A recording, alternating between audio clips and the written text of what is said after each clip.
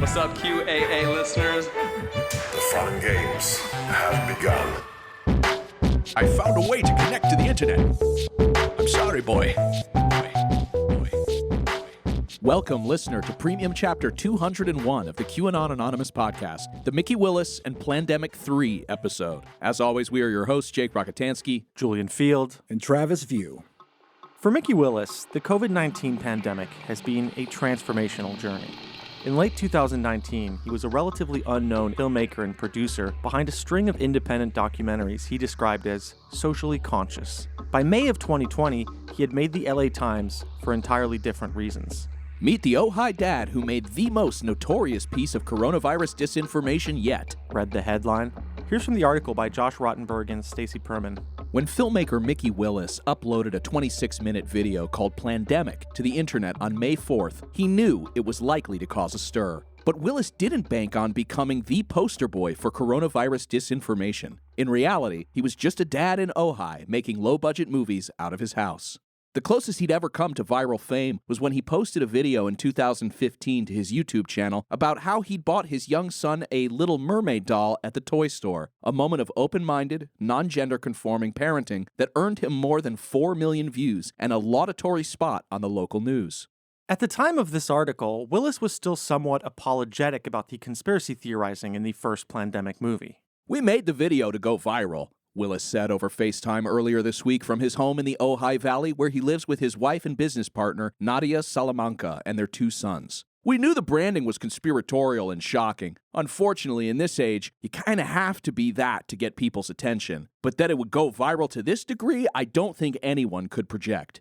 In the LA Times piece, some background was given for Willis's interest in the medical field. His brother passed away from AIDS and his mother from cancer when Mikki was in his 20s, which he partially blamed on, quote, harmful medical treatments.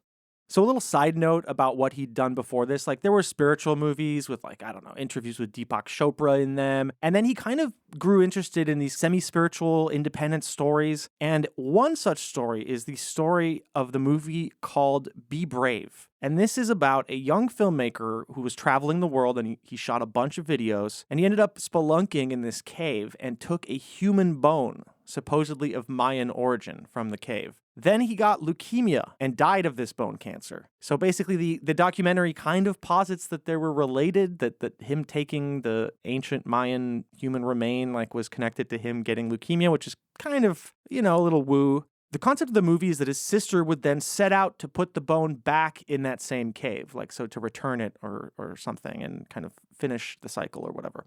What's interesting about this movie, though, is that it never got made. And the Facebook page and all the YouTube comments are a graveyard of contributors complaining that they've been scammed because there were 2 Indiegogo rounds of crowdfunding amounting to a total of $300,000. This was in 2015 and 2018. And after that, everyone just went completely silent. So there's lots of threads just calling Mikki Willis a huge scammer and questioning what the fuck is going on with this movie 8 years later and being oh, you're busy doing these horrible COVID things. what happened to this? So very strange story in general, and a kind of example, I guess, of Mikki Willis in his conspiracy-prone filmmaking career.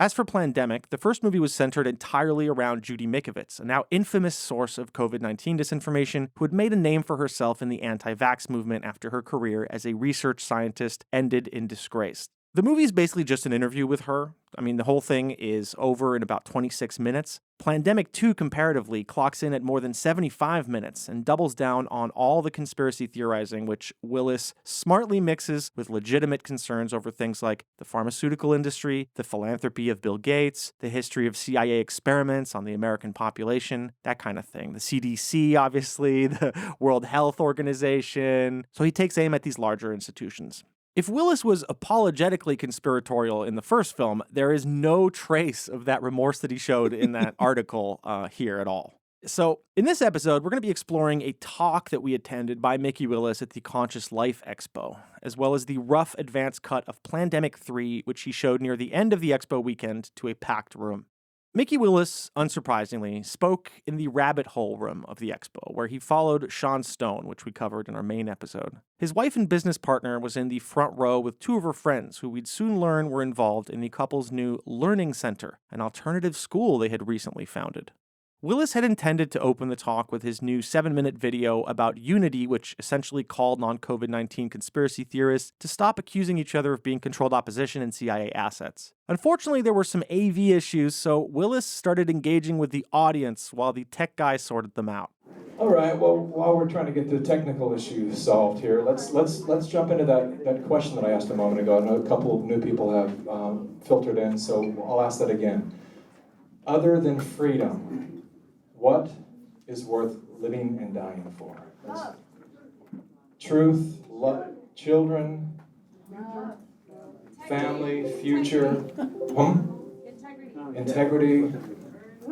What was that? The earth. What is worth living and dying for other than freedom? Sovereignty, okay? Anything else? Growth. Love.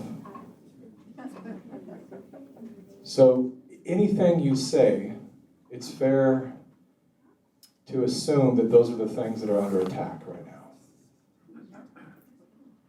And it's very important that we understand what's really going on in our country and in our world. So that is quite a setup. He gets people to say what they would live and die for, and then says that is exactly what's under attack. Everything you just said that I just sourced from the audience, it's fair to assume that's under attack. You all guessed correctly. I mean, you all happen to name every single thing that is now under attack. We're like, hey, what would you be willing to die for? Well, guess what? You might get the chance. This alarming opening was a presage of just how openly conspiratorial Willis had become. He followed it up with a little exercise for the audience, which I'll play for you in a second. And it's worth considering at this point that there's this woman sitting 2 rows ahead who was one of the loudest attendees. She was middle-aged, blonde, and she was there with her husband, and she is constantly getting riled up. Like, you'll hear her through several clips. How many sheeps are in this room? Okay, we have one. Lions! Just lions. Just lions. Just lions. Well, you're going to have to prove that to me. Okay. Okay? I'm going to count this down, and I want to hear the most guttural lion roar that you can possibly produce right now. Are we all up for that? You ready? Here we go. Are we lions? Yes? Yes. 3, 2, 1.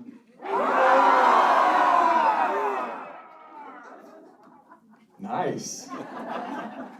I did not roar, but I think that the friend of the podcast who was with me that I won't name did roar. I don't want to put him on blast or anything, but it was quite a moment.